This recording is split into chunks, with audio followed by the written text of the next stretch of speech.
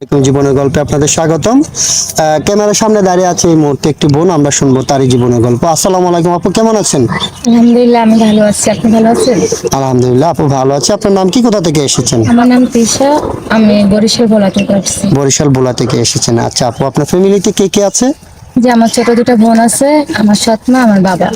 আচ্ছা ঠিক আছে, আপনার সৎ মা, আপনার বাবা। আপনার বাবা কি করেন? যে আমার বাবা ভ্যান গাড়ি চালায়। আপনার বাবা ভ্যান গাড়ি চালায়। আপু আপনাকে একটা ছোট্ট প্রশ্ন করব। আচ্ছা, আপনার এই মুখে যে একটি স্পট দেখা যাচ্ছে, সেই স্পটটা কিসের? যেটা আমার সৎ মা আমাকে মেরেছে তার স্পট। ও, আপনার সৎ মা আপনাকে মেরেছিল, সেই স্পটটা এখন পর্যন্ত রয়ে গেছে। তার মানে আপনার মা নাই, আপনার সৎ মা আপনাকে অনেক কষ্ট দেয়, তাই তো? হ্যাঁ। আচ্ছা ঠিক আছে, বুঝতে পেরেছি। আপনার মুখে স্পটটা দেখে বোঝা যাচ্ছে যে আপনার সৎ মায়ের কাছে অনেক কষ্টে আছেন। তো আপু, আপনি আমাদের ক্যামেরার সামনে কি জন্য আসছেন বোন, একটু বলবেন? আসলে আমি আমার সৎ মার অত্যাচার সহ্য করতে পারতেছি না, তো আমি চাইছি যে একটা বিয়ে করার জন্য। তো এখন বাংলাদেশের যে পরিস্থিতি, ছেলেরা বিয়ে করে ধোকা দেয়, ফেলে চলে যায়, তখন আমি কোথায় যাব? আমার কষ্ট জীবন কি এইভাবেই যাবে? তার জন্য আপনাদের কাছে আসছি, আপনার যদি গার্জেন হয়ে আমাকে একটা বিয়ে দিয়ে দেন, আমি চাই ডাল ভাত খেয়ে আমি এই দিনাতে বিদায় নিতে।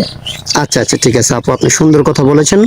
ইনশাল্লাহ সমস্যা নাই, যেহেতু আপনি আমাদের এখানে আসছেন, আল্লাহ যেন আপনার মনে আশাটুকু পূরণ করে, আমরা সেই চেষ্টাটুকু করব। তাহলে আপু, আমরা যে আপনি যে আসছেন, আপনাকে আমরা বিয়ে শাদী দিব। তো আপনি যার কাছে বিয়ে বলবেন অথবা যে আপনাকে বিয়ে করবে, সেই লোকটার বয়সটা কেমন হতে হবে, বয়স? ভাই, গরিবের আর গরম ভাত আর পান্তা ভাত যেমনই হোক কোনো সমস্যা নাই, আমার ভাত কাপড় দায়িত্ব নিলেই হবে। আপনি শুধু চান যে আপনাকে বিয়ে করবে, আপনার শুধু ভাত কাপড়ের দায়িত্ব নিলে হবে, তাই তো? আচ্ছা ঠিক আছে, আপনার আপনার ব্যক্তিগতভাবে কোনো চাহিদা নেই, তাই তো? চাহিদা নেই। আচ্ছা, আমরা এই ভিডিও পাবলিক করার পরে তো অনেক ভাই আপনাকে বিয়ে করতে চাবে। আপনার নামটা জানি কি বলছেন? তৃষা। তিশা। যে তিশাকে আমরা বিয়ে শাদী করতে চাই। তো তিশা আপু, আমাদের এই ভিডিও পাবলিক করলে মনে করেন অনেকে বলবে যে তিশাকে বিয়ে করব, অনেকের স্ত্রী নাই, স্ত্রী চলে গেছে, মারা গেছে, অথবা বাচ্চা কাচ্চা হয় না যাদের, তারা কোনো দ্বিতীয় বিয়ে করতে চায়। কোনো ভাই যদি আপনাকে তার 2 নাম্বার বউ অথবা 3 নাম্বার বউ বানাতে চায়, আপনি কি বসবেন তার কাছে বিয়ে? হ্যাঁ, বসবো। আপনার ব্যক্তিগত কোনো চাহিদা নেই? না, না। সতীনের ঘর করতে পারবেন?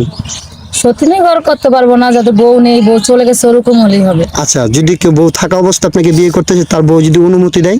হ্যাঁ, তাহলে কোনো সমস্যা নেই। আর অনুমতিটা বড় বিষয় না, একটা পুরুষ ইচ্ছা করলে 4টা বিয়ে করতে পারে। তারপর আপনি আছেন এখানে, যদি ভালো মনে করেন আমি ওখানে গেলে ভালো থাকবো, তাহলে আমি অবশ্যই করবো। আচ্ছা আচ্ছা ঠিক আছে, এই তো আপনি এতক্ষণ সুন্দর কথা বলেছেন। একটা পুরুষ যদি তার সামর্থ্য থাকে, সে ইচ্ছা করলে 4টা বিয়ে করতে পারে। ইসলামের তরিকতে সেটা আছে, ঠিক আছে। তো আপু, আপনার সাথে যোগাযোগ কিভাবে করবে ভাইয়ারা? ভাই, আমার কাছে তো কোনো ফোন নাই, যদি আপনার সাথে যোগাযোগ করে আপনি আমাকে যোগাযোগ করে দিবেন। আপনার ব্যক্তিগত কোনো ফোন নেই? আমার কাছে কোনো ফোন নেই। আচ্ছা ঠিক আছে, সুপ্রিয় দর্শক, এই মুহূর্তে দেখতে পাচ্ছেন ডিসপ্লেতে একটি নাম্বার। এই নাম্বারটা হচ্ছে আমাদের নাম্বার, ইউটিউব চ্যানেল কর্তৃপক্ষের নাম্বার। কোনো ভাই যদি তিশা আপুর সঙ্গে যোগাযোগ করতে চান, তাহলে এই নাম্বারে এই হোয়াটসঅ্যাপ খোলা আছে। তিশা আপুর একটা ছবি স্ক্রিনশট মেরে এই মুহূর্তে হোয়াটসঅ্যাপে পাঠিয়ে দিয়ে আমাদেরকে ভয়েস করবেন, আমাদের প্রতিনিধিরা আপনাদের সাথে যোগাযোগ করবে। কেউ অযথা অডিও কল, ভিডিও কল দিয়ে আমাদেরকে বিরক্ত করবেন না, তাহলে আমরা ব্লক মারতে বাধ্য হব। তিশা আপু, নামাজ কালাম পড়া হয়? হ্যাঁ, যেহেতু আমি মুসলিম, নামাজ কালাম করা হয়। নামাজ কালাম পড়া হয়। আপনি পড়ালেখা করেছিলেন? হ্যাঁ, কতটুকু? 8 পর্যন্ত। 8 পর্যন্ত। যেহেতু গরিবের সংসার, বেশি পড়ালেখা করতে পারেন না, বুঝতে পেরেছি। তাহলে তিশা আপু, আপনার জন্য শুভকামনা। আমরা চেষ্টা করবো আল্লাহ তাআলা যেন আপনার জন্য একটা ভালো জীবন সঙ্গী জুগিয়ে দেয়। আসসালামু আলাইকুম। ওয়ালাইকুম আসসালাম।